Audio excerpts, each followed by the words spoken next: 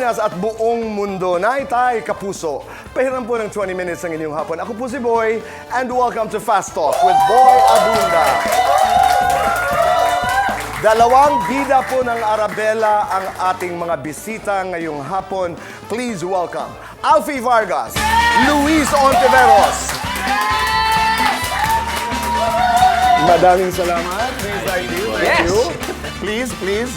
Maraming salamat. We have the boys. Dito tayo magpa-fast talk. Okay? Please. Okay. Kumusta kayong dalawa?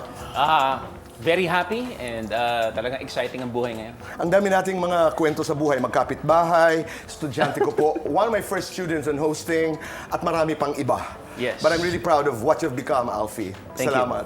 Kami naman ni Luis, I've known you even before you got into the business. Yes. At maraming salamat. Okay, last week of next week, Arabella, Yes. ano ang aming aasahan? Alfred. Alam mo, Tito Boy, sa lahat ng nanonood, ang dami nang naging revelation sa Arabella. Pero ngayon, marami pa talagang magiging mas revealing pa ng mga eksena. As in, magugulat ka. Kasi ako, when I was reading the script, as an actor, kahit ako, napapatalon ako sa upuan ko pag binabasa ko. And thank you very much for all the support ng lahat ng manonood. Kasi ang taas-taas ng ratings ng Arabella. Congratulations! Why should we continue watching Arabella until the very end, Luis? Well, everyone should continue watching kasi kung hindi nila maintindihan talaga kung anong nangyayari sa likod ng bawat storya ng bawat karakter. Tulad nga ng sabi ni Alfred, kami as actors, nagugulat pa rin kami kahit na alam na namin yung nangyayari. Kasi patuloy yung pagbubukas ng panibagong revelasyon sa bawat motibo ng bawat karakter. Alfie, invite everybody. Sa lahat po ng mga nanonood ngayon, patuloy po tayong manood ng Arabella. Subaybayan po natin. Napakagandang proyekto hatid sa atin ng GMA Network. And sigurado po ako, hindi kayo mabibitin. Sigurado po ako mag-enjoy po kayo at magugulat kayo sa mga sorpresang paparating. Ako maraming salamat for finding time, guys, to be here. Yes. Thank you from the bottom of my heart. I look at you and your two gorgeous straight men.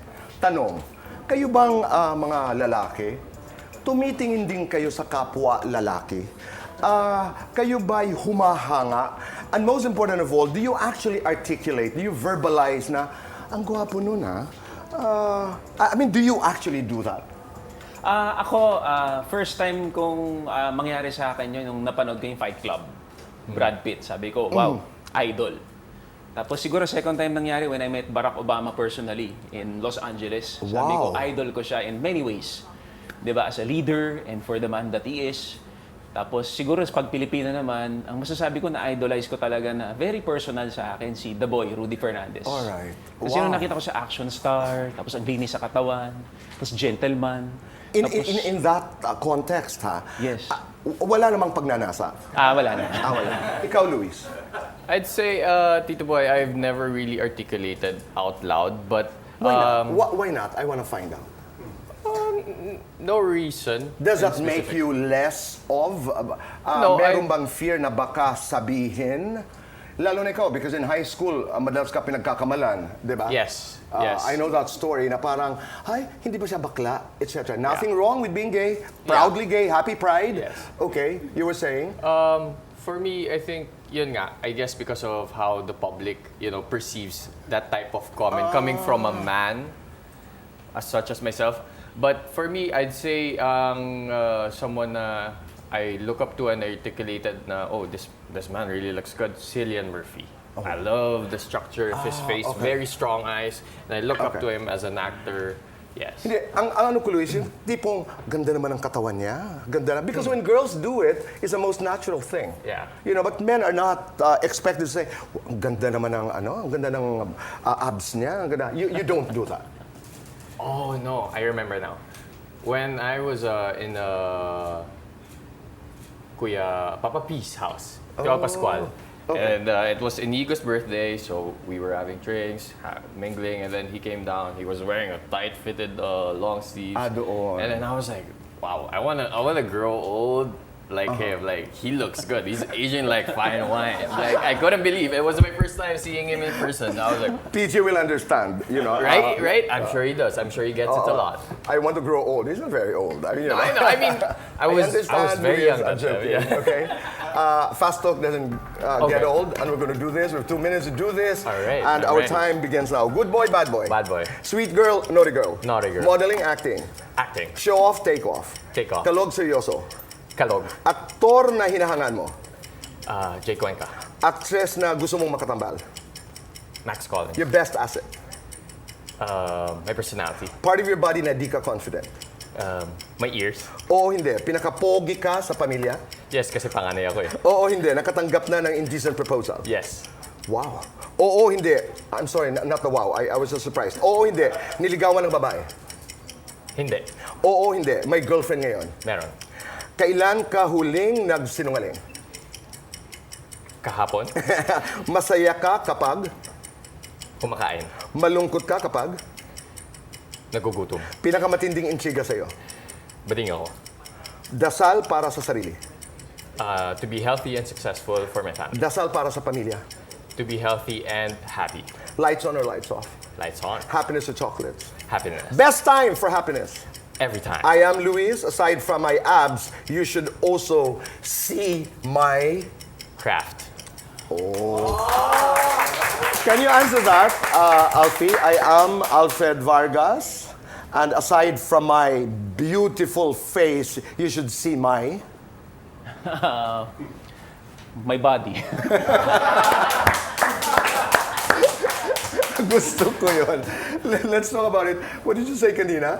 Ganda naman nung, what was that? Indecent proposal? Nakatanggap ba? Oh yeah, I think Thank you, Sen. anyone in the modeling industry or in the showbiz industry, I think it's paano ginawa normal. yun? Dito. Like, somebody talked to you? Somebody texted you? What happened? They would reach out either through online or through text if they Paano? gotten a Is hold this of my an number. invitation na parang, can we have, ganon? Dinner, yeah. Dinner. Usually it starts from there, Tito. They approach, some are very aggressive in, Some in are. a sense, or some are very polite. How They do you invite- parry them? How do you say no? I just kindly say like, I appreciate the admiration and your interest in offering such a proposal, but I would have to kindly decline because it is not my cup of tea. Okay. Sexy. At one point, nagpa-sexy ka, Yes. Alfie. When you go back doon sa panahon na nag-bikini ka rin, etc. I mean, what is your reaction? Yung sa akin, yung approach ko doon parang art talaga. I'm doing it for the craft.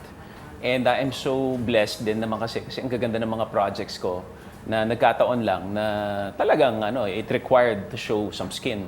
And, Reaction of the family? Because knowing your family. At first, when they saw the posters, syempre, uy, medyo ano yan. Pero when they watched the film already, and we won some awards there, sasabi nila, they were so started to proud, understand. including my mom. Sa akin yun yung acid test eh. Pagka yung mami ko nagustuhan, ibig sabihin, pwede na, masaya na ako. Okay. Let's talk about it. Sexy. You are from a family of public servants, lawyers, politicians. Deliberate ba yun? No. No. No. I'm talking about the sexy image. sexy, I mean, because you've done some pictorials, you've Yes. done some, yeah. I'd say yes, Tito, deliberate. Because I think it was a path that I saw I could really excel in.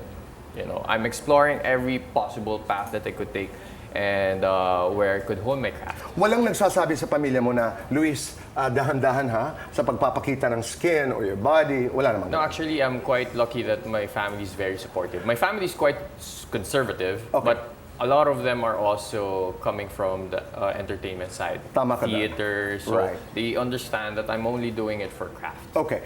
Diretsang tanong. You got involved in some incident.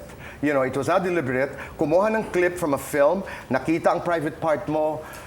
Looking back, I don't want to call it a scandal because it was not. It was from film.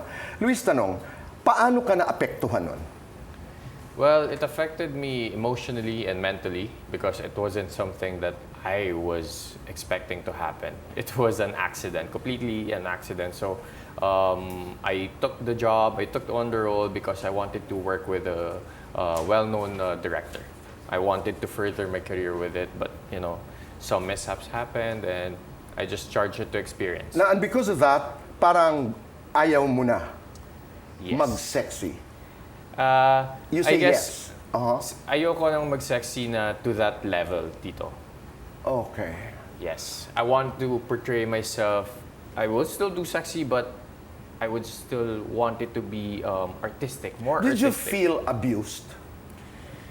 Well, yes. With the public, with how they perceived it, how they talked about it, but I can't hold it against them. It's out in public already, and Okay. it's out of my control. All And I right. respect whatever decision or opinion they have. Okay. But I know myself for who I am and what I actually Okay. have in myself. I hear you. Medyo pulang mata mo. Yes, That Tito has Boy. something to do with jiu-jitsu. Jiu-jitsu training, Okay. Tito I Boy. mentioned that dahil mamaya-maya lamang, Alfie, magpapaturo ako. Hindi totoo. Yung Grappling, jiu-jitsu. Grappling, no? Choking. Bahala na siya kung anong gagawin. That's number one. Number two, I wanted to talk about expectations, Alfie, connected to being a man. Ang lalaki ay hindi dapat umiyak. Ang lalaki ay supposed to be strong. The social roles, no? You're supposed to be dominant. You're supposed to be leaders. I'd like to get your thoughts on this. Na ano bang inyong pananaw? You're surrounded by very strong women. Yes. What have you become because you're surrounded by very strong women? Ang mga kasagutan po ng lahat ng katanungan ito sa pagbabalik po ng Fast Talk with Boy Abunda.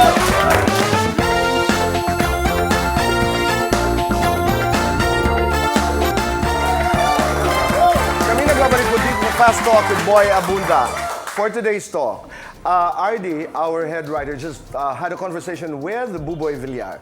Hindi po totoo that he is resigning from Eat Bulaga. Ang sabi ni Buboy ay patuloy ang kanyang pag-host sa Eat Bulaga. As a matter of fact, we saw him today. Tama, RD? So him today host the program. But in the next few weeks, he said that may mga pagkakataon na maaaring hindi siya makapag-host because of his commitments to his other shows. So, Boboy Villar is resigning from Eat Bulaga. Okay, let's go to the expectations attached to being a man. Do you cry publicly? Do you cry in front of people? I only cry in front of people that I'm really close to kasi feeling ko if I feel secure in your company, with your company, pwede ko ibigay talaga yung sarili ko sa'yo. And I cry in movies also, pero I've also cried in front of my children. Pero madalas ako umiyak ako sa pagkasama ko yung misis ko pag may frustration, pag malungkot. And I'm not afraid to cry in front of others. Okay, ikaw, Luis. Kasi I'm coming from this social expectation na pag ang lalaki umiiyak ay mahina. Pag ang lalaki umiiyak or iyakin, bakla. Your take? I completely disagree, Tito. I cry in front of my family, my friends, and even in the movies. But for me, it's not about being weak. I think vulnerability makes me even a stronger human being, and I think my vulnerability really helps me with my craft to become more genuine and authentic. Okay. Alfie, let's go to women. What expectations of men ang pinakaayaw mo? Kasi di ba, you're expected so many things. You're supposed to be strong, you're supposed to be invincible, you're supposed to be leaders, you're supposed to be dominant. Ano sa lahat ng expectations sa mga kalalakihan ang ayaw mo?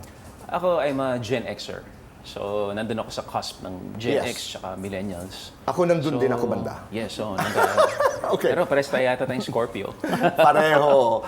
At pareho kayong atinista. Tayong lahat pala. Siguro what gives me lang talaga, gumagaan yung mundo ko when I tell myself na hindi mo na cargo lahat.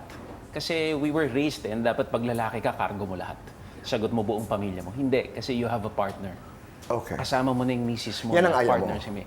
Yun yung ayaw ko before na dapat, eto ka, kailangan ikaw lahat to, ikaw maghihirap, ikaw mga hindi. Kasi mas dadali lahat pagka pantay kayo and partners talaga kayo. Alright. Surrounded by very strong, accomplished women, naging ano ka? What have you become because of them? I've become more compassionate. Less of that, I am fortunate enough to have these very strong, accomplished women around me that it really veered me away from absorbing the toxic masculinity trait.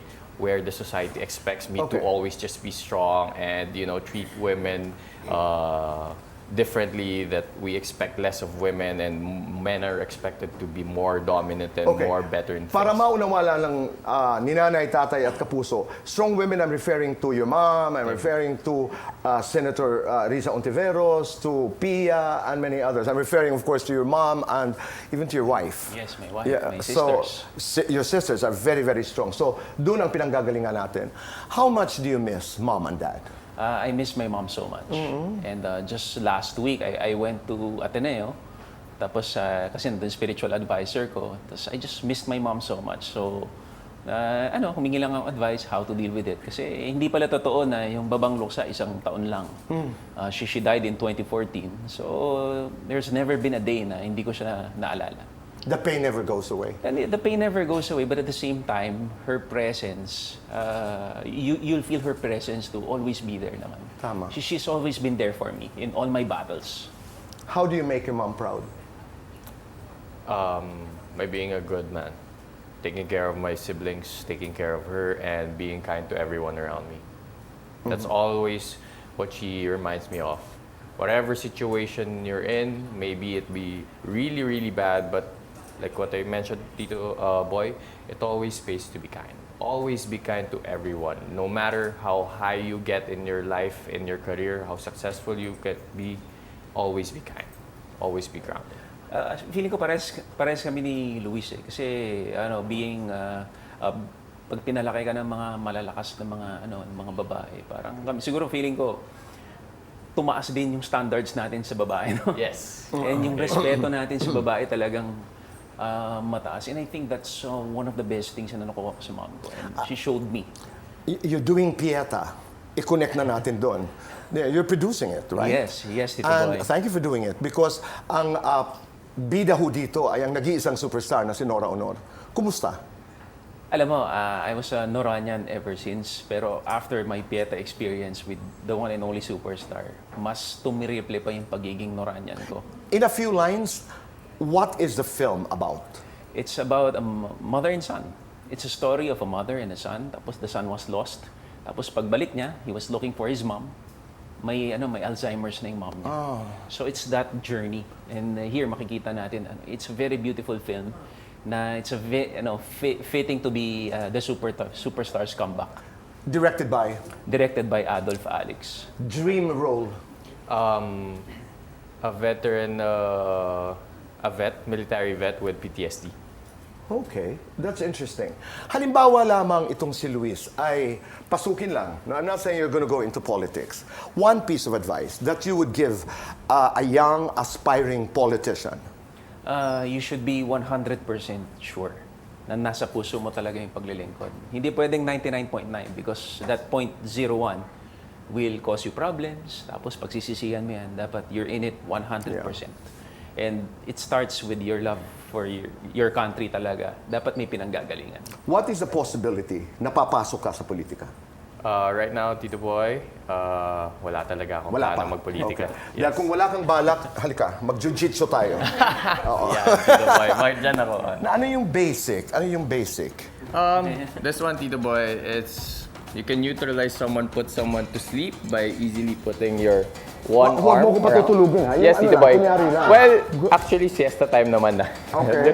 And then I cup my own bicep, And and then I just press. Ako and masyado? then- Yes. Okay. And then I will just squeeze. Hindi, paano mo ako, matutumba ako? Hindi. Yes, because I'm gonna cut out your blood circulation, your oxygen Okay. traveling to your brain. So Okay. that will put you to sleep. Halimbawa, and then, ang pag-fall dito. Pero, siyempre manlalaban ako. Halimbawa, ilagay mo. And then, siyempre gaganon ako. Yes. Hindi mo, dito. No, dito. Dito. Hindi mo, By the time you are By the able to time I repeat do 5 this- times, you're already asleep. talaga tulog na ako. Yes, it Kaya- will only take a few seconds. So, Ilang that's the seconds basic lang yan. move of jiu-jitsu. Yes. O sige lang, dyan ka lang. Pero huwag sobra, magpapaalam lang tayo. Alfie, maraming salamat. Luis, maraming salamat. Sige lang. Sige lang, Ngayon dito ba? kapuso. Sige lang. Maraming salamat po sa inyong pagpapatuloy sa akin, sa inyong mga tahanan, at sa inyong mga puso. Supportahan po natin ang Arabella. And it's last week, Alfie and Luis. And sige lang. Be kind. Make your nanay and tatay proud. Hashtag say thank you. Let's talk again tomorrow. Just do it. Just do it, okay? Let's talk again tomorrow. Goodbye for now and God bless.